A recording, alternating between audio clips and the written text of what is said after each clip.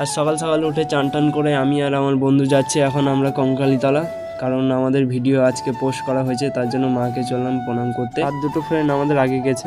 আর আমার টাকটা কেমন চকচক করছে। আজ সকালে ওয়েদারটা খুব ভালো ছিল, তাই দেখো মেঘগুলো কি সুন্দর লাগছে। ওয়েদার দেখতে দেখতে আমরা চলে এলাম কঙ্কালীতলা। তো এসেই দেখি এদের ফটোশ্যুট চালু হয়ে গেছে। এই যে আমাদের প্রফেশনাল ক্যামেরাম্যান যেখানে সেখানে ছবি তুলতে থাকে।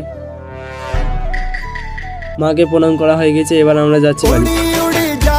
বাড়ি এসে বিকালে দেখি এদেরকে বেঁধে দিয়েছে মা। টঙ্কি খেদে গাইনেন জাহানদান ক্যামেরা লেটে লাসে।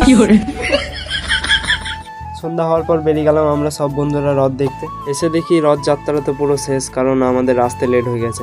তারপর মেলা ঘুরে নিলাম একটু। মেলার মধ্যে দেখো ভালোই ভিড় লেগেছে। ফুচকি ভাইটা এখন মেলার মধ্যেই গাড়ি নিয়ে খেলতে ব্যস্ত। কাকার ঢোল বাজানোর স্টাইলটা একটু ক্যাজুয়াল।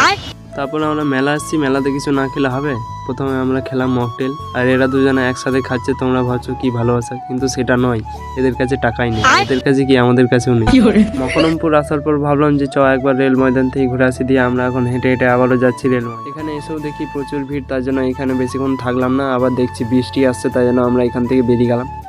রাস্তায় যেতে যেতে একটা জিনিস দেখলাম, দেখো তোমরা কি বুদ্ধি লাগছে, মানে এত বুদ্ধি থাকে কোথা মাথায়, সেটাই আমি ভাবছি।